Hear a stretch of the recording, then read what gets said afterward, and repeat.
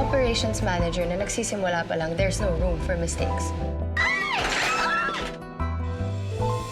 Nanggigigil si Bingo habang namlablantsa ng mga damit niya dahil galit sa kanya si Caroline na tinatawanan siya ni Lola Nene dahil sa itsura niya maging si Snoop.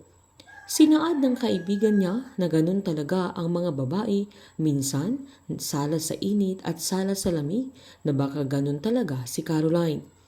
Sinita naman sila ni Lola Nene at pinaliwanag niyang ang mga babae ay ganun talaga na hindi maintindihan ng mga kalalakihan, sabay pinauwi na niya si Snoop at pinaalalahanan din niya si Bingo na huwag niyang gaganunin ang dalaga na halatang panig siya kay Caroline. Inasar pa ni Snoop si Bingo na kaya ayaw niyang nagkakakrush siya na aminin man o hindi ni Bingo ay ramdam ni Snoop na may gusto na siya kay Caroline. Pag-uwi naman ni Caroline sa kondo ni Aling Cathy ay nadatnan niya ang kanyang auntie na nasa loob ng prayer room niya at naglilinis ng altar niya. Humingi ng pabor ang dalaga na kung pwede ay ibalik na siya ng auntie niya sa resto dahil mas effective siya doon na mas mayu-utilize yung skills niya kesa nasa bodega siya, pero nanindigan naman si Aling Cathy na mananatili siya sa bodega. Sabay napansin niyang nakainom si Caroline na agad naman niyang sinabi na nagiinuman sila ni Jersey, kaya sinabihan siya ng auntie niya na may kaibigan pala siya na napaka-seryoso ito.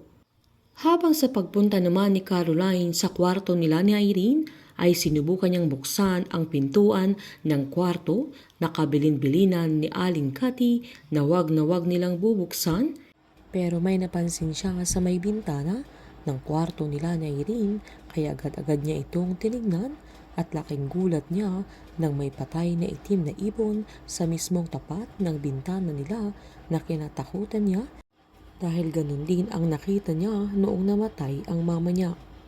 Habang nasa bar naman si Charleston ay lumapit sa kanya ang chief ng mga pulis na may hawak sa kaso ni Edward na kinagulat ng binata.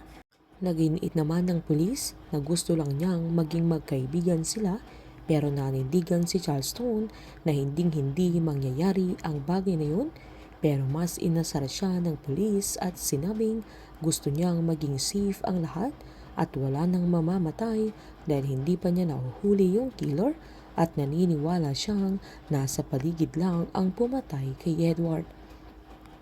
Galit namang sinabi ng binata na gawin niya ang trabaho niya na hindi yung may panahon pa siyang uminom sa bar, sabay umalis na ito. Nang nasa parking area na si Charleston ay nakita niya yung kotse ng pulis kaya napagtanto niyang sinusundan talaga nito na mas kinagalit ng binata.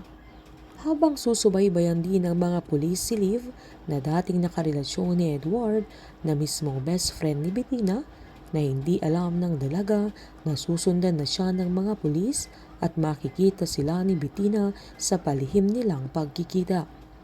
Makasabat kaya sila Liv at Bettina sa paglason kay Edward? Painit ng painit ang mga tagpo, sabay-sabay po nating subaybayan ang advanced episode ng Can't Buy Me Love dito po sa aking channel.